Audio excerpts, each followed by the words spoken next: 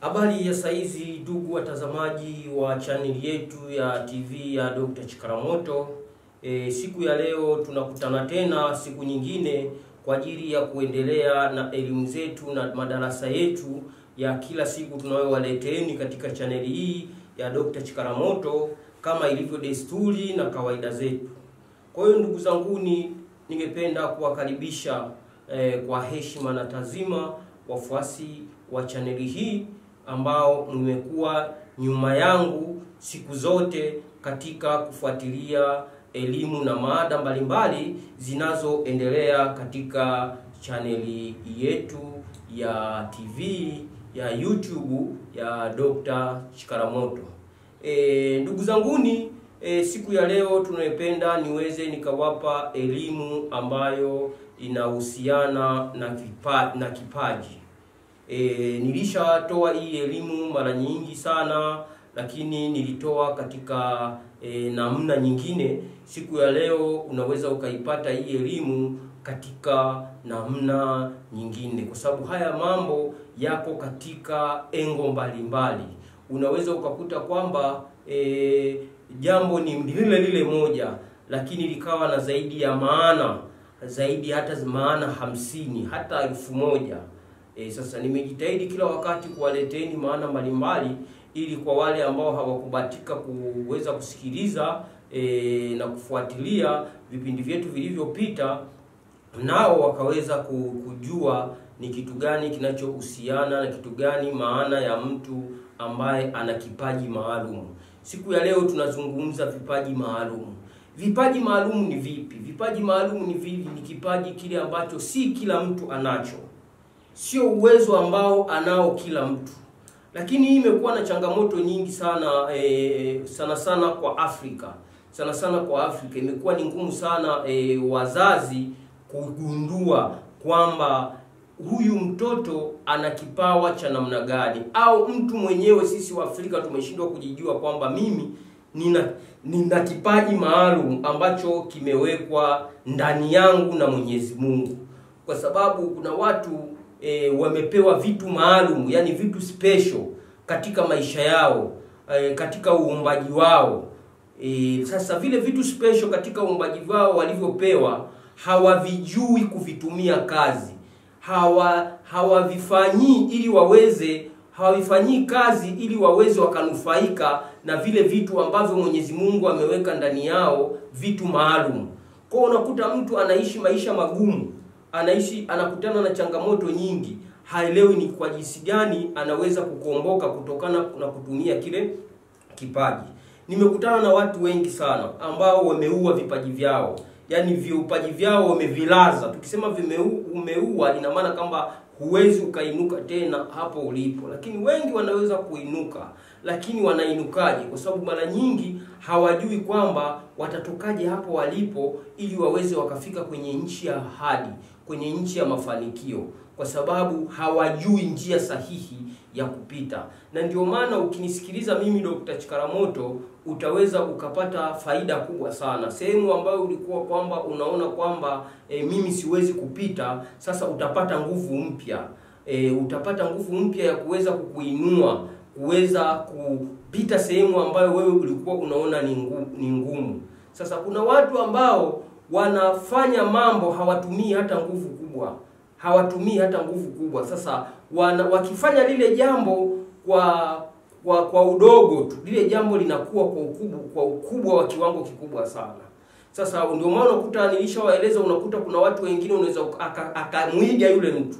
Akajua kwa sababu yule mtu alipita ile njia, alifanikiwa kirahisi kwenye lile jambo alilofanya, na yeye anataka kumuiga ili na yeye afanye kama yule alivyofanya. Hajui yule mtu kuna vitu maalum, kuna kipaji maalum alichowekewa na Mwenyezi Mungu ambacho kinamfanya aweze kuinuka na aweze kwenda kwa kasi katika maisha, au katika kile kitu anachokifanya, au kama biashara, kama labda kwenye taaluma yoyote. Kwa sababu unaweza kukuta kwenye taaluma mtu wote ni walimu, lakini unakuta kwamba kuna mtu ambaye anabuni mambo ambayo yanawashawishi watu kwa wepesi zaidi na kuweza kuwafikia watu kwa wepesi zaidi, unaanza kusema huyu jamaa ni mchawi. Mbona mimi nikifanya hivi sifanikiwi, lakini yeye akigusa anafanikiwa. Sasa watu hawajui kwamba kumbe yule ana kitu maalum alichowekewa na Mwenyezi Mungu. Ana kipawa maalum alichowekewa na Mwenyezi Mungu. Kwa kile kipawa ndio kinampa nguvu ya kuweza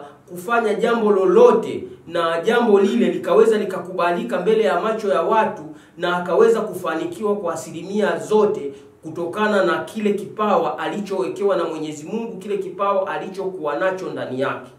Sasa unakuta mara nyingi watu hawajui kile kitu walichokuwa nacho ndani yao. Kwa mfano sisi binadamu tulivyoumbwa, unaweza kukuta kwamba mtu ili uanze kukumbuka mambo ya nyuma, mambo yaliyopita, au unaweza kwa mfano mtu ukakaa una uwezo gani wa kusensi au kufikiria mambo ambayo ulikuwa unayafanya mtu ukiwa na miaka 5? Una uwezo gani wa kufikiria mambo yale, kukumbuka yale mambo ambayo ulikuwa unayafanya ukiwa na miaka 7? Kwa sababu kwa tafiti na nilizozifanya au kwa tafiti ni kwamba mtoto kuanzia miaka 7 na kuendelea juu ndio anaweza akawa ana kumbukumbu na kile kitu alichokuwa anakifanya. Nataka mnielewe, mtu yoyote katika makuzi yake akishafikisha umri wa miaka 7 ana uwezo wa kukumbuka yale mambo ambayo ameyafanya nyuma, kwa sababu ni wakati ambao kumbukumbu zake zinaanza kukomaa na zinaweza zikahifadhi matukio, na yale matukio akayakumbuka kwamba kuna siku mimi nilikwenda na baba labda kwenye mbuga fulani, mbuga ya wanyama labda Mikumi, au mbuga fulani nilienda wanyama, au sehemu fulani baba alinipeleka au mama alinipeleka. Anaanza kuwa na kumbukumbu akiwa na miaka 7. Anaanza kuwa na kumbukumbu na kukumbuka yale mambo ambayo alikuwa anayafanya nyakati za nyuma. Na ndio maana ni muda mbaya sana huo ambapo mtoto wa miaka 7 ukimfanyia jambo baya, usitegemee kwamba atalisahau. Ni atalikumbuka hilo jambo maisha yake yote. Likiwa linamrudia hilo tukio, kama ni tukio baya, linakuwa linamfezeesha kwa kiwango kikubwa sana. Tofauti na miaka 7 kushuka chini, 5, 6 na hadi 2 hadi 1. Ni mtu ambayo anaweza akafanyiwa tukio, akawa lile tukio asiliweke kichwani, likawa limepita, asilikumbuke kwa usahihi.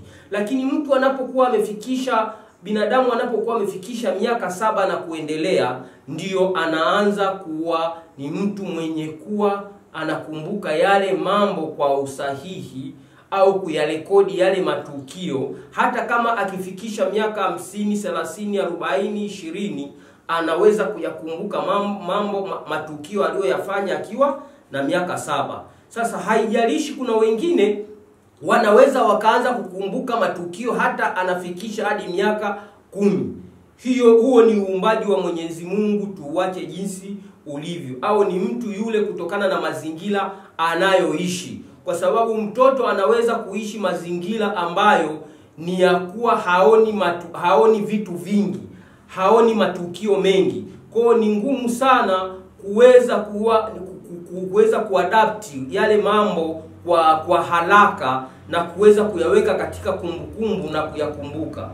Sasa basi, nilikuwa nataka nizungumzie nini hapa? Nilikuwa nataka tuzungumzie, tujue watu wenye vipaji maalum ni watu ambao kumbukumbu zao zinaanza na matukio akiwa ana miaka mingapi.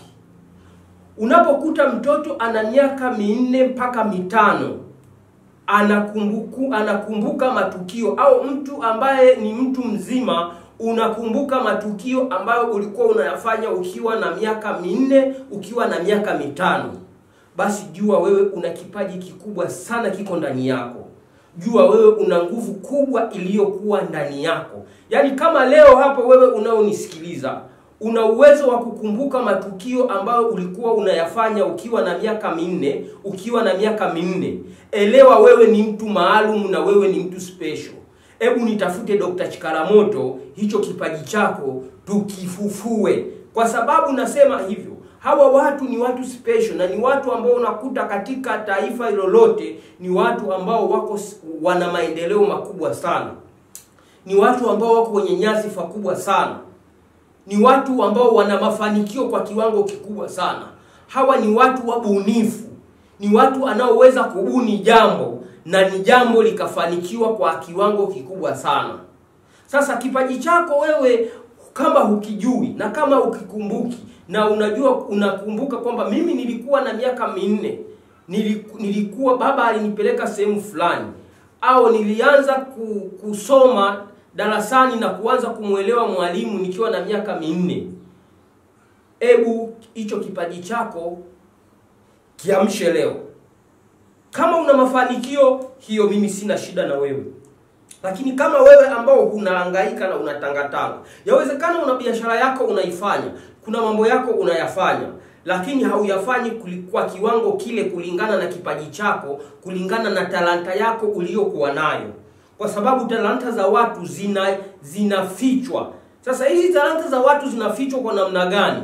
Kwa hiyo unaweza kuwa watu wakajua kipaji chako mapema, watu wakajua talanta yako mapema, lakini wakakuchezea michezo. Wakakuchezea michezo ambayo ikakufunga wewe, ambayo ikakufanya wewe ukapoteza talanta yako ile, usiitambue talanta yako ile kwamba inaweza ikakusaidia kwa kiwango gani. Kwa ukawa unaishi maisha yako tu ili mradi, ukawa unaishi maisha yako kwa kutangatanga, wakati una kitu maalum katika maisha yako, wakati una kitu special katika maisha yako. Kwa hiyo ndugu zanguni, wafuasi wa Dr. Chikaramoto, wale mnaonitazama siku ya leo, nafikiri kwa uchache mtakuwa mmenielewa nilikuwa ninamaanisha nini.